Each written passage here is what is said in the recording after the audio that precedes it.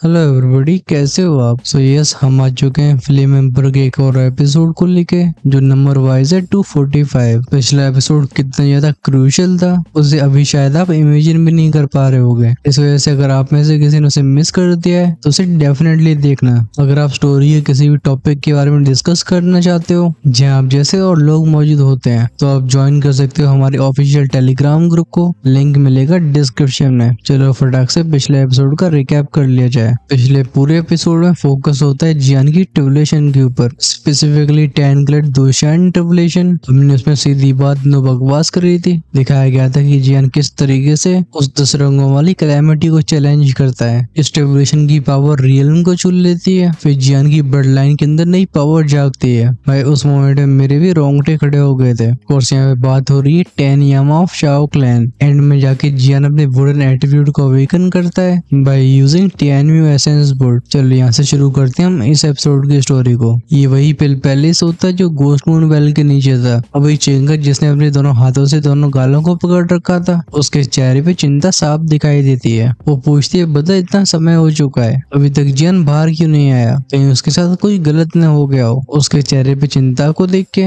चिंगवैन अपनी बहन को दिलासा देता है। वो कहते हैं, बता जियान एक्सट्रीमली टैलेंटेड है, कुछ भी गलत नहीं होना चाहिए, लेकिन हाँ समय तो काफी हो चुका है। अगर वो अगले कुछ दिनों में वापस नहीं आते हैं तो चलो हम पहले यहाँ से चलेंगे, वैसे भी ऑक्शन शुरू होने वाला होगा। ये बोलते बोलते वो देख रहा होता है उस मैसिव बैरियर की तरफ जिसके अंदर जियान मौजूद होना चाहिए था। गोस्ट किंग सिटी में जो ग्रैंड ऑक्शन होने वाला था वो तीनों मेजर फैमिलीज के लिए बहुत ज्यादा जरूरी होता है, और खुद चिंग फैमिली के फ्यूचर यंग मास्टर होने की वजह से चिंगवैन उसे मिस नहीं कर सकता था। जियान की तरह कोर्स पिल का इस्तेमाल करके चिंगवैन भी 1 स्टार दोशान लेवल तक पहुंच चुका होता है। हालांकि उसकी ट्रिबुलेशन 8 रंगों वाली थी, लेकिन तभी ये गोस्ट किंग सिटी के स्टैंडर्ड्स के हिसाब से एकदम मॉन्स्टर्स कहा जाएगा। चिंगर दोनों हाथों को साथ में लाके बोलती है, उम्मीद करती हूँ वो सही होगा। चिंगर का जजमेंट चिंगवैन की तरह सटीक नहीं होता है। वो अपना पूरा फोकस करती है अपनी कल्टिवेशन के ऊपर, जैसे वो अपनी किस्मत को बदल सके। आखिरकार वो जानती थी कि फैमिली की फायदे के लिए उसकी मैरिज अरेंज करी जाएगी। वहीं पे अगर वो दोशान क्लास तक पहुंच जाती है तो फैमिली भी उसके ऊपर फोर्स का इस्तेमाल नहीं कर सकती। आखिरकार दोशान पावर हाउस अलग ही वजन को रखते हैं, और तो और इस पिल पैलेस में मिलने वाली आइस एडव्यू टेक्निक की हेल्प से वो पहली पीक 2 दिन तक पहुंच चुके थे, जिसकी वजह से उसे अपना सपना रियलिटी बनता हुआ दिखाई देता है। ये दोनों भाई बहन एक दूसरे से बात कर ही रहे होते हैं, तभी दूर से इनके कानों में कुछ बैंग बैंग की आवाजें जाती हैं। न जाने का वो बैरियर शैटर हो गया था और इसके अंदर से एक तेज रोशनी निकलती है। जब ये रोशनी हटी थी तो दिखाई देता है जियान का फिगर। उसका चेहरा काम था और ऑरा एकदम स्थिर था। जियान को देखे चिंगवैन तुरंत ही आगे बढ़ता है। वो हंस के बोलते हैं, हाँ ब्रदर जियान, तो तुम फाइनली बाहर आ गए, मुझे बताता तुम सफल हो गए। वो एक ही नजर में देख पाता है कि जियान की स्ट्रेंथ उसकी तरह 1 स्टार दोशान लेवल तक पहुंच चुकी है, लेकिन अगर दोनों के बीच में फाइट होती है तो जियान डेफिनेटली उसकी चटनी बना देगा। आखिरकार चाहे बात हो हाई टियर की मेडिसिन पिल्स की या फिर 2 फॉर्मेशंस की। जियान का बैकग्राउंड साफ तौर पे सिंपल नहीं था। चिंगवैन की बात का जवाब देते हुए जियान भी स्माइल के साथ बोलता है, ही ब्रदर चिंग, तुम्हें भी ब्रेक थ्रू के लिए मुबारक हो। चिंगवैन कहता है, क्योंकि हम दोनों सफल हो गए, चलो गोस्ट किंग सिटी लौटा जाए। वैसे भी ऑक्शन शुरू होने वाला होगा। उस नीलामी के बारे में एक्सपेक्टेशंस तो जियान को भी होती हैं। इसी के साथ 3 रोशनियां इस गोस्ट मून वेल के ऊपरी तरफ शूट हो गई थी। पीछे खाली पिल पैलेस रह जाता है। हम नजारा देखते हैं रिफ्लेक्टिंग मून लेक के बाहर का। यहाँ का आसमान बिल्कुल साफ होता है, लेकिन तब भी पंछियों को नहीं देखा जा सकता। ऐसा लगता है वो जानबूझ के इस जगह को अवॉइड कर रहे हो। आखिरकार इलाका होता है अजेरोक्स टियानम्यू बीस का। इस जगह से थोड़ी सी दूर एक बड़े से पेड़ के ऊपर हम कुछ फिगर्स को बैठे हुए देखते हैं। एक सबऑर्डिनेट बोलते हैं, लॉर्ड यू, इस रिफ्लेक्टिव मून लेक के साउदर्न एरिया में हमें कुछ एक्टिविटी महसूस हुई है। क्या ये वो लोग हैं जिनकी आप तलाश कर रहे हो? जब से जियान का ग्रुप कुएं में गया होता है और वो टियानम्यू भी सबका रास्ता रोक रहा होता है। यूक्वान ने इस झील के चारों तरफ के एरिया को एक कैद की तरह बना दिया था। यूक्वान कहता है, चलो चेक करते हैं। उसे और उसके चमचों को रिफ्लेक्टिव मून लेक में रहते हुए कई महीने हो चुके थे। अगर जियान की टोली अभी बाहर नहीं आती तो लगता है काफी जल्दी उसे अपने कदम पीछे लेने होंगे, क्योंकि वो इस ऑक्शन को मिस नहीं कर सकता है। अपनी विंड टाइप की दोशन पावर को तैयार करके वूश की आवाज के साथ वो आगे शूट हो गया था। सीन देखा जाता है झील के किनारे का। ये वही साउदर्न एज थी।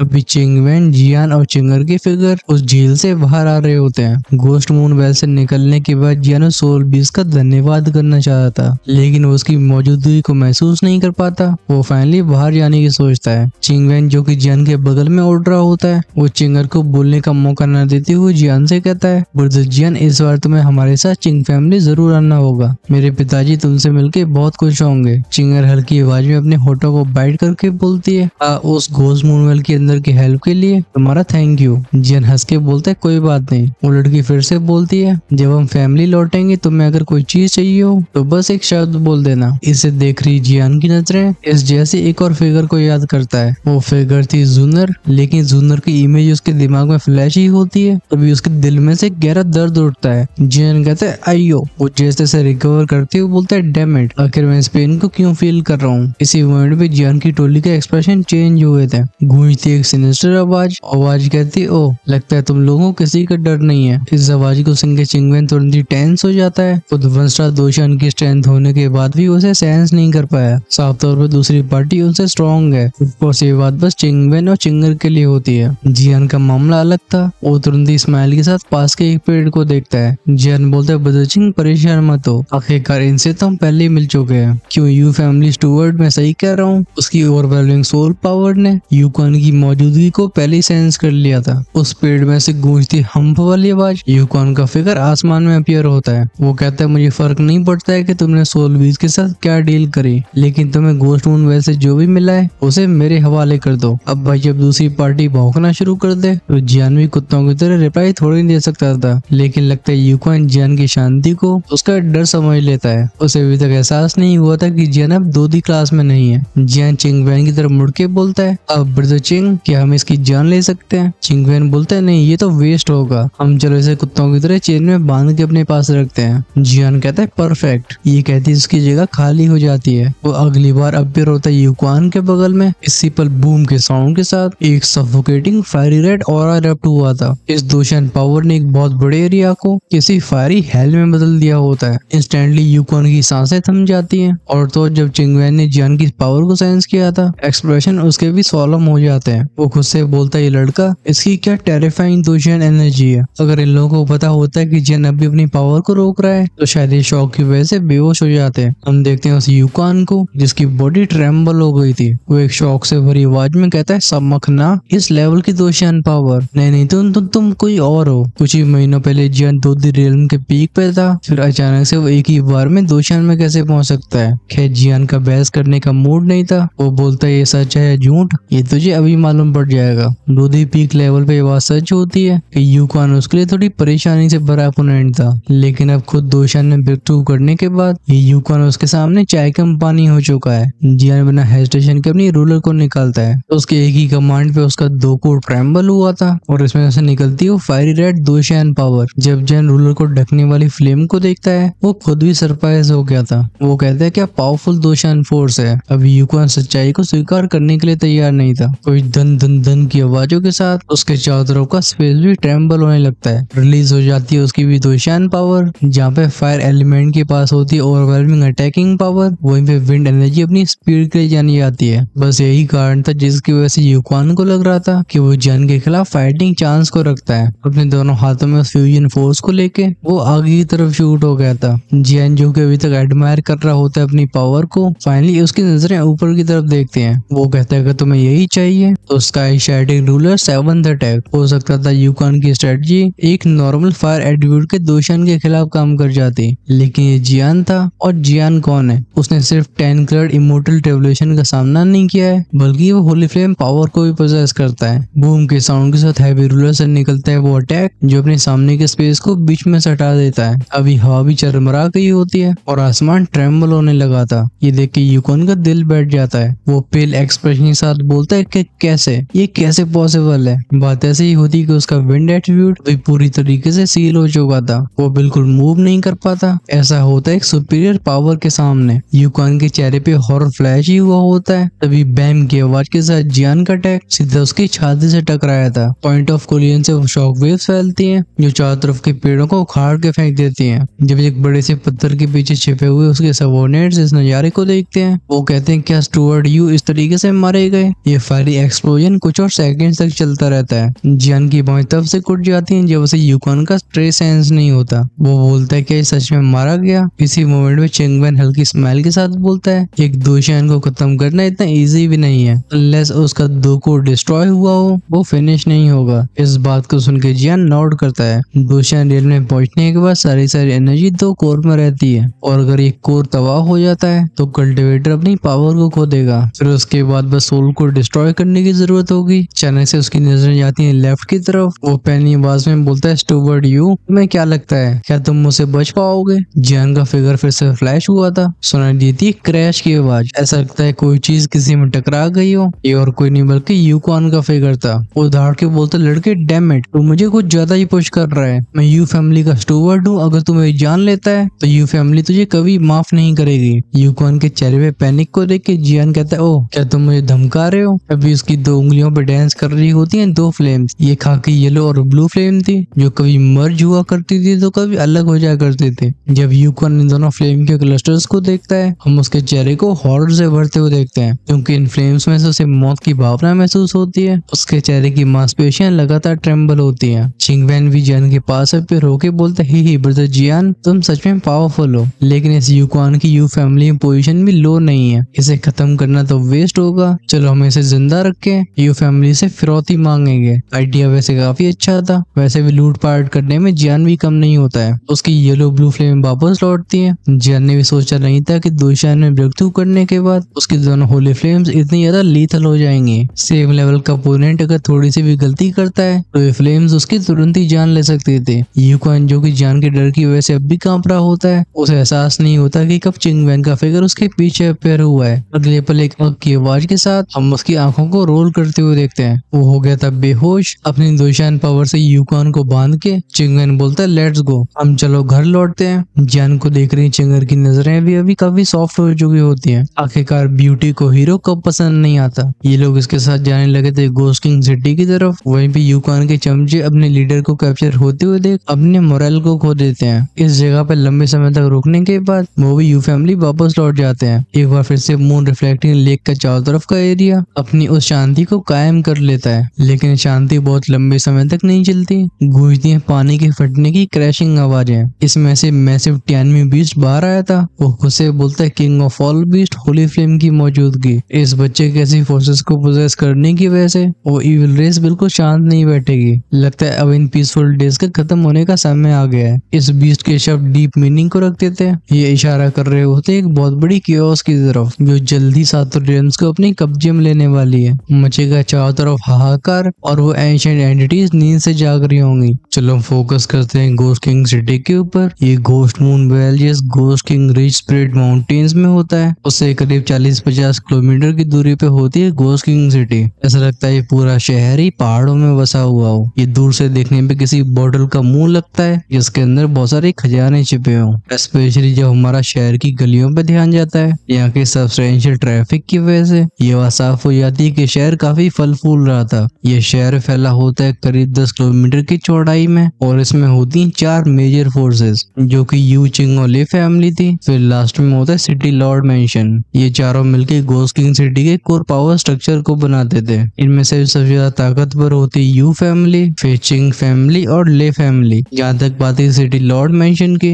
ये बाकी फोर्सेस के बीच में नहीं आते थे, लेकिन कहा जाता है कि city Lord mention ghost world के काफी पावरफुल फिगर से जुड़ा हुआ है, मतलब उनका सपोर्ट है। इस वजह से सिटी लॉर्ड मेंशन की स्थापना के बाद कोई भी इसकी पोजीशन को चैलेंज नहीं कर पाया, क्योंकि हाल ही में चल रही होती ऑक्शन की तैयारियां। उस ग्रैंड ऑक्शन की वजह से शहर और भी ज्यादा लाइवली हो गया था। खैर इसी वजह से यहाँ की पहरेदारी ही बढ़ा दी जाती है। कहा जाता है कि इस नीलामी में बहुत शानदार आइटम्स होने वाले हैं। इस वजह से नेचुरल सी बात होती है कि कुछ यहाँ पे शेडी लोग भी आकर्षित होंगे। इस ऑक्शन को होस्ट करने वाला सिटी लॉर्ड मेंशन होता है। ऑक्शन में मौजूद होने वाला हर एक आइटम एक्सेप्शनली रेयर होता है। पिछले कुछ समय से न जाने कहां से खबरें फैल गई थी कि एक सिंपल ऑक्शन नहीं होने वाला, बल्कि इसके पीछे कुछ स्पेशल पर्पस है। हाउएवर उस रेस के बारे में किसी को मालूम नहीं पड़ता। नजारा दिखाया जाता है उन कोलोसल गेट्स का जो कि कॉपर और आयरन से बने होते हैं। इनकी ऊंचाई करीब 50 मीटर की रही होगी। ऐसा लगता है बादलों को भी चीर रहे हो। जब जियान का ग्रुप यहाँ पे पहुंचता है एक गार्ड आगे बढ़ के बोलता है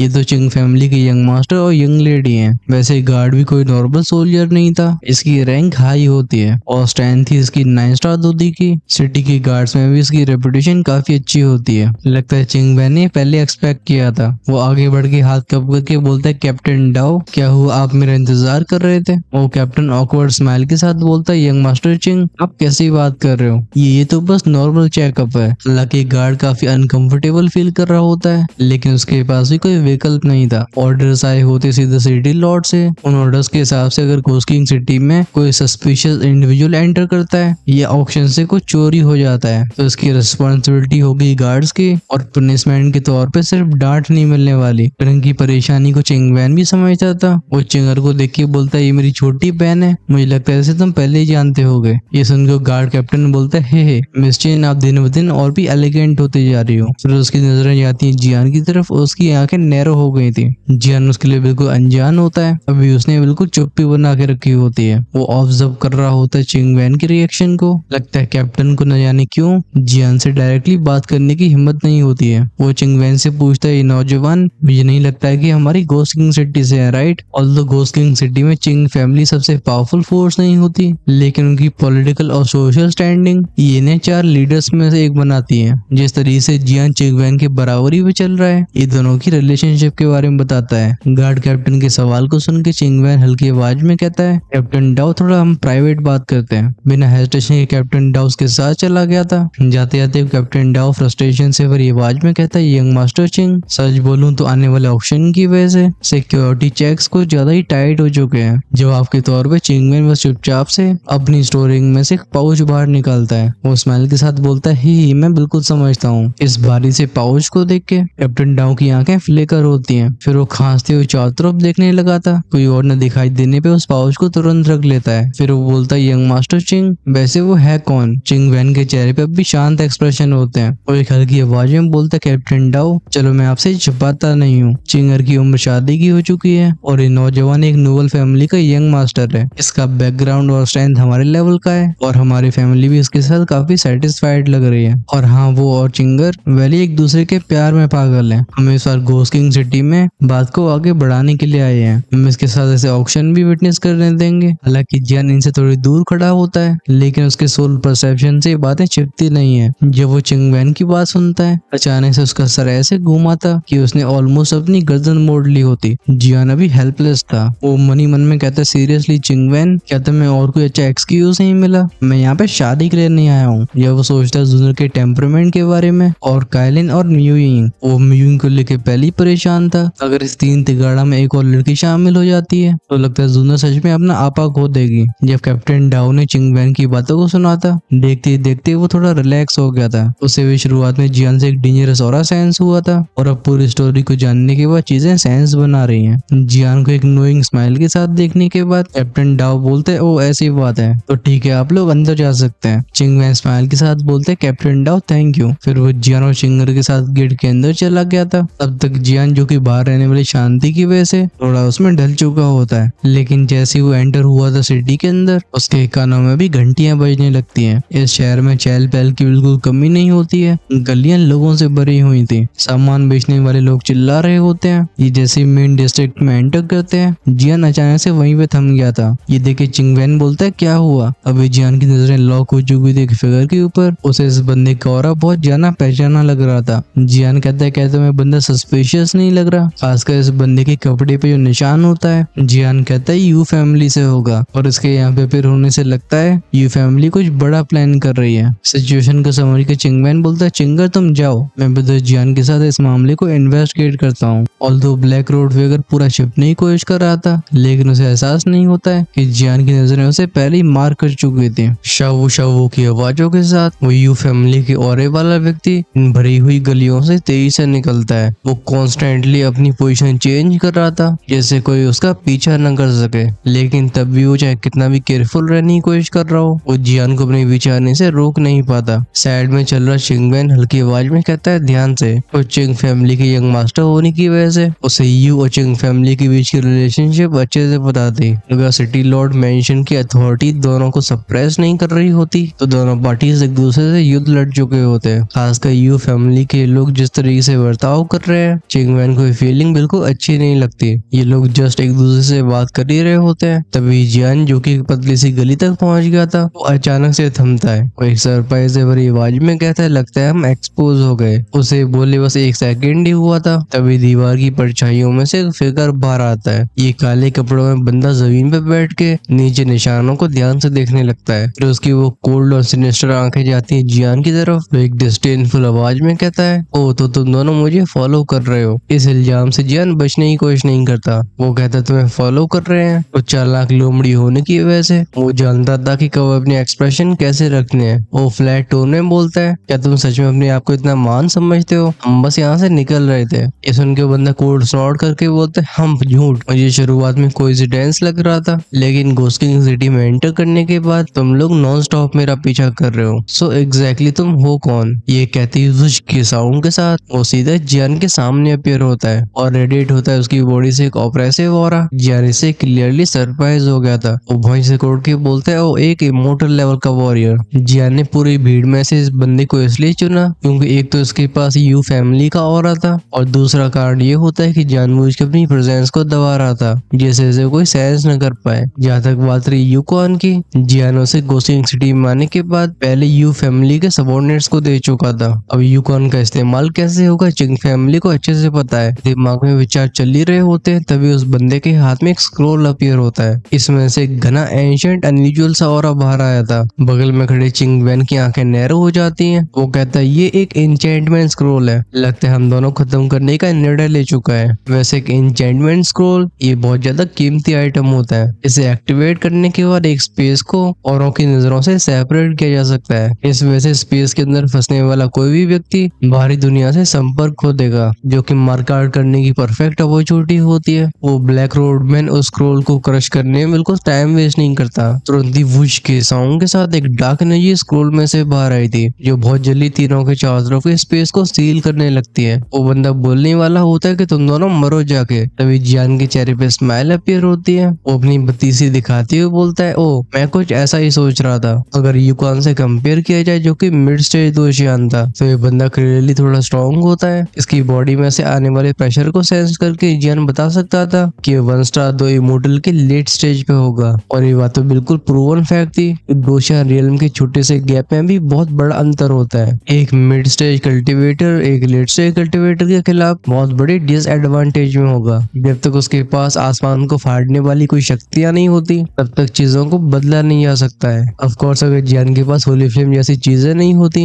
तो वो किसी कीमत पे इसका सामना नहीं करता। चिंगवैन जस्ट सोलम एक्सप्रेशन के साथ बोल ही रहा था कि मैंने जस्ट ब्रेक थ्रू किया है, चलो मैं अपनी स्ट्रेंथ को टेस्ट करता हूँ। तभी जियानो से रोक के बोलता है, ब्रदर चिंग इसकी कोई जरूरत नहीं है, इसे मैं हैंडल करता हूँ। ये सुन के चिंगवैन स्टैंड हो जाता है। वो कहता है, क्या ये उस यूकॉन से भी ज्यादा स्ट्रॉन्ग है? जियान बोलता है, रिलैक्स, इसे मेरे ऊपर छोड़ दो। वो इस घोस्ट किंग सिटी से बहुत अनजान होता है, इसलिए चिंगवैन के सामने अपनी स्ट्रेंथ को डिस्प्ले करने से वो सिर्फ वैल्यूएबल कनेक्शंस को ही नहीं बना पाएगा बल्कि उसे घोस्ट वर्ल्ड की बहुत कीमती जानकारियां भी मिलेंगी। जो उस बंदे को इग्नोर करके दोनों बातें कर रहे होते हैं। लगता है ब्लैक रोडमैन इरिटेट हो गया था। वो हम करके बोलता है, दो लड़के जिन्होंने बस दो चैनल में एंटर किया है वो एक्चुअली मुझे रोकने की कोशिश कर रहे हैं। ये कहती वो अपने हाथ को उठाता है। ट्रैकल की आवाजों के साथ उसके हाथ के चारों तरफ का स्पेस भी हट गया था। निकलती एक फायरी रेड दुशियान पावर सरप्राइजिंगली ये फायर पावर थी। बिना फ्लैशी मूव के ये सीधा आगे शूट हो जाता है। ये किसी छोटे से तूफान की तरह लग रहा था। साफ तौर पे इस बंदे को लगता है कि बिना किसी टेक्निक का इस्तेमाल करके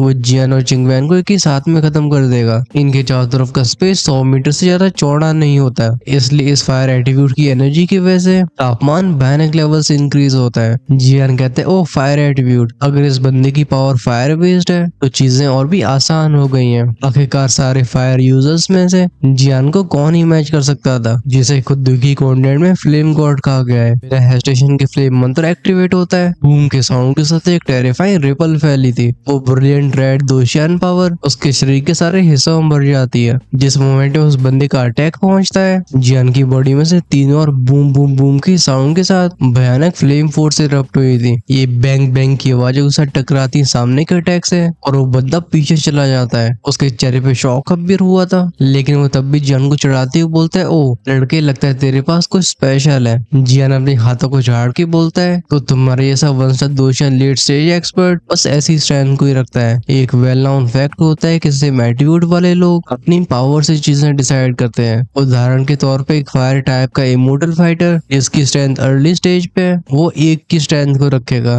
वहीं पे लेट स्टेज वाली की स्ट्रेंथ 1.5 होगी। ये 0.5 का डिफरेंस घातक है। ऑफ कोर्स इस दुनिया में ऐसे कई ट्रेजर्स होते हैं जो स्टैन के इतने बड़े गैप को छोटा कर सके। और इनमें भी सबसे ज्यादा भयानक चीज में से एक होती है होली फ्लेम, जिसे ट्रू किंग कहा जाता है। वो बंदा जियान के सामने अपनी आवाज ऊंची करके बोलता है, लड़के अगर तू मुझे अपने सीक्रेट को बताता है तो हो सकता है मैं तेरी जान बख्श दूं। हालांकि वो यू फैमिली के साथ काम कर रहा था, लेकिन उसे चिंग फैमिली के लोगों के बारे में बहुत ज्यादा पता नहीं होता। वो नेचुरली जियान के बगल में खड़ी नौजवान को पहचान नहीं पाता है, वरना अपनी धमकियों के ऊपर समय बर्बाद नहीं करता। तो वो सीधा चिंगमैन को कैप्चर करके इनाम को हासिल करने के लिए यू फैमिली के पास चला जाता। पिछले क्लैश के दौरान जियान की स्टैंड ने उसे थोड़ा सरप्राइज कर दिया था, लेकिन क्योंकि उसकी स्टैंड 2 स्टार 2 शान तक नहीं पहुंची है, इसलिए जियान की बॉडी में छिपे ट्रेजर्स के बारे में इस व्यक्ति के दिल में लालच से भरी भावना जाग जाती है। जब ये बंदा खो रहा होता है अपनी फैंटेसीज में, जियान कहता है बहुत बकवास हो गई। जियान के साथ उसकी 1 स्टार 2 शान अर्ली स्टेज की स्ट्रेंथ, जिसके साथ होली फ्लेम और फ्लेम मंत्रा शामिल है। भले इसे एक लेट स्टेज 1 स्टार 2 शान को खत्म करना थोड़ा मुश्किल हो, लेकिन अगर दूसरा अपोनेंट सेम फायर एटीट्यूड को रखता है तो जियान को जीत का एकदम कॉन्फिडेंस होता है। दूसरी पार्टी के चेहरे पे काम एक्सप्रेशन को देख के वो ब्लैक रोडमैन गुर्रा के बोलता है, जब मैं तुझे कैप्चर करूंगा तब तू सारी सच्चाइयों को खुद उगलेगा। वैसे ही मैं जल्दी में हूँ, चलो इसे खत्म करते हैं। इस बंदे की आंखों में दिखाई देती है इम्पेशंस। एक तेज धाड़ के साथ उसकी बॉडी में से और भी इंटेंस फ्लेम इरप्ट होती है। जियान स्माइल के साथ बोलता है, ओह जल्दबाजी में लग रहे हो, चलो मेरे बारे में भी कुछ ऐसा ही है। अगले इंस्टेंट में क्रैश स्विच की आवाज के साथ ये दोनों एक दूसरे के सामने अपीयर होते हैं। फिर लात घूंसे एक दूसरे से टकराने लगे थे, गूंजती है बैंग बैंग की आवाजें। वो बंदा जियान से जितना ज्यादा फाइट कर रहा होता है, उसके चेहरे का सरप्राइज उतना ज्यादा बढ़ रहा होता है। वो गुर्रा की बोलते, लड़के तू आज मरने वाला है। Fire attitude 2 technique, Lions roar, ये कहती है उसके चारों तरफ एक फ्लेम बैरियर बनने लगा था। फिर गोलाकार की रिपल्स फैलती हैं। शुआ शुआ के साउंड के साथ ये टेरिफाइंग वेव्स अपने साथ एक अलग ही लेवल की फोर्स लेके जा रही थी। और जियान से पहचान जाता है। वो कहता है एक सोनिक अटैक। तभी चिंगमैन की तेज चेतावनी की वजह उसके कान में गई थी। वो कहता है, बदर जियान ध्यान से, ये 2 शान की पावर के साथ सोनिक अटैक है। इसे हम पहले ऐसा नहीं समझ सकते। अपने पास पहुंचने वाली रिपल्स को सेंस करके जियान ने गहरी सांस भरी थी। वो कहता है, अगर ये सोनिक टेक्निक है तो चलो इसका सही जवाब दिया जाए। इतने में वो सोनिक अटैक, जो कि एक शेर की मुंह जैसे शेप को ले चुका था, वो उसके सामने अपीयर होता है। गूंजती है उस ब्लैक रोडमैन की आवाज, जो चिल्ला के बोलता है डाई। तभी बस बस बस की आवाज के साथ जियान के चारों तरफ का स्पेस ट्रैवल होने लगा था। उसे ढक लेती एक प्योर सोल पावर। इस ओवरवेलमिंग एनर्जी की वजह से वो सोनिक वेव अटैक पिघलना शुरू हो जाता है। फिर क्रैश की साउंड के साथ वो एनर्जी पूरी तरह से बिखर गई थी। जब इस नजारे को उस बंदे ने देखा था, उसके दिल में गहरा डर भर गया होता है। वो दादी मीज के बोलता है, डैम इट, आखिर ऐसा मॉन्स्टर कहाँ से आया? नहीं, मुझे पेट्रियार्क को इसके बारे में जल्दी बताना होगा। अगर ये बच्चा और भी ग्रो होता है तो ये यू फैमिली के लिए नाइटमेयर होगा। उसके दिमाग में थॉट फ्लैश ही हुए थे। तभी जियान की वो सोल पावर एक टेरिफाइंग फोर्स में ट्रांसफॉर्म होने लगती है। ये सेंस करके वो पीछे मुड़ के भागता है। हाउएवर इसी मोमेंट पे गूंजी थी जियान की आवाज। वो आवाज कहती है, अब देर हो चुकी है, अब सो जाओ। एक भयानक सोल अटैक जो कि फॉल के साउंड को अपने साथ लाता है। और इस बैरी के अंदर विस्फोट हुआ था। वो बंदा जिसने घेर रखा होता है अपने आप को ब्लैक में से, इस सोल टेक्निक के पास पहुंचते ही वो ब्लैक में शैटर हो जाती है। अगले पल उस बंदे को फील होती है कैसी ओवरवेलमिंग फोर्स जो उसकी स्पिरिट को टारगेट करती है। ये फीलिंग कुछ ऐसी होती है जैसे वो बहुत गहरे बर्फ के समुद्र में कई सालों से जमा हुआ हो। तुम उसकी पूरी बॉडी को ट्रेम्बल होते हुए देखते हैं और उसके दांत चिटर चिटर की आवाजें करने लगे थे। लगता है उसने ऐसे मॉन्स्टर को अंडरएस्टिमेट कर दिया जो उसकी सोच के भी बियॉन्ड है। अब टाइम आ गया था इतनी बड़ी गलती की सजा भुगतने का। वैसे टाइम तो इस एपिसोड को क्लोज करने का भी आ गया है। नेक्स्ट एपिसोड में इंट्रोड्यूस करी जाएगी चिंग फैमिली। हमें और भी कई इंटरेस्टिंग चीजें देखने को मिल रही होंगी। तो अगर आप उसे मिस नहीं करना चाहते हो, चैनल को सब्सक्राइब करके बेल आइकन के बटन को ऑन करके रखना, जिससे आने वाली वीडियो सबसे पहले आपके पास पहुंचे। वैसे हमारा मेंबरशिप प्रोग्राम भी चल रहा है। अगर आप नेक्स्ट एपिसोड को शाम को ही देखना चाहते हो तो डेफिनेटली आप प्रीमियम कम्युनिटी का हिस्सा बन सकते हो। जॉइन का ऑप्शन आपको चैनल की होम पेज या सब्सक्राइब के साइड में मिलेगा। वहीं पे जो हमेशा 2 या 3 एपिसोड आगे रहना चाहते हैं वो अपने लेवल्स को इमोर्टल एम्परर या उससे ऊपर अपग्रेड कर सकते हैं। चॉइस है आपके हाथ में, बट उसे चेकआउट करने से पहले वीडियो को लाइक करना मत भूलना और इस एपिसोड के बारे में अपने विचारों को भी बताना in the comment section. With that I am signing out.